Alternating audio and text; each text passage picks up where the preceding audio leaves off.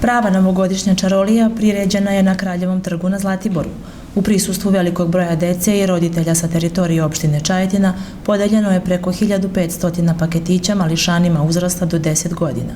Opština Čajetina i turistička organizacija Zlatibor potrudili su se da Zlatiborski trg bude pretvoren u zimsku novogodišnju bajku, u kojoj su bez sumnje jednako uživali i deca i roditelji.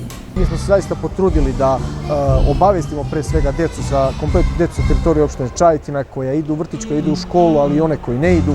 Nadam se da smo do većine njih i dopreli i da će pre svega moći da dođu danas na Kraljev trg i da uživaju u jednom muzičkom programu koji smo pripremili, a sve to uvod u proslavu novogodišnjih praznika koje naše goste očekuju na Zlatiboru i goste i meštane koji se ovde nalaze. Potrudili smo se da ovaj 28.12. bude nesvakidašnji, bude različit od prošle godine, da još dodatno ukrasimo i Kraljev trg i binu, podelit ćemo besplatne paketiće za decu sa teritorije opštine Čajetina. Verujemo da će biti paketića i za decu koja se nalaze trenutno na Zlatiboru, pa će većina od njih i dobiti taj paketić. 31. decembra nas očekuje koncert Saše Matića također na Kraljevom trgu, dok je 1. januar rezervisan za koncert Magla benda.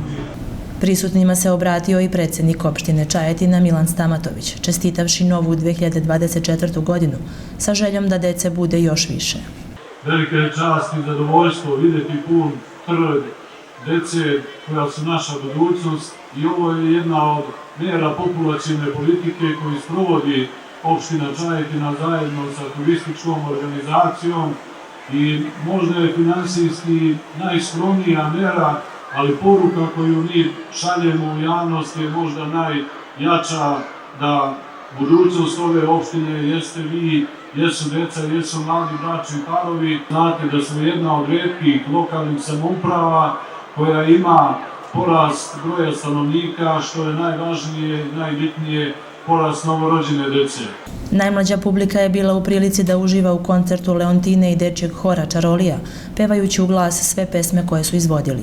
Imam privilegiju da ove godine sa horom Čarolija dođem na Zlatibor.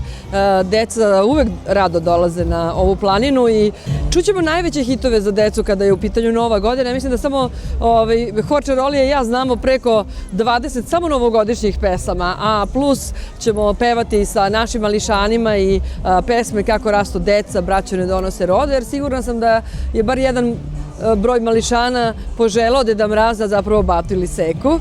I uglavnom su naše pesme fokusirane na dečje novogodišnje želje. Ovaj jedinstveni program za decu prvi je u nizu organizovanog novogodišnjeg programa na Zlatiboru. Zahvaljujući kočijama sa Deda Mrazom i velenjacima prepunim paketića, štandovima sa novogodišnjim medenjacima, lizalicama, čajem i kuvanim vinom, praznična čarolija u srcu Zlatibora je počela.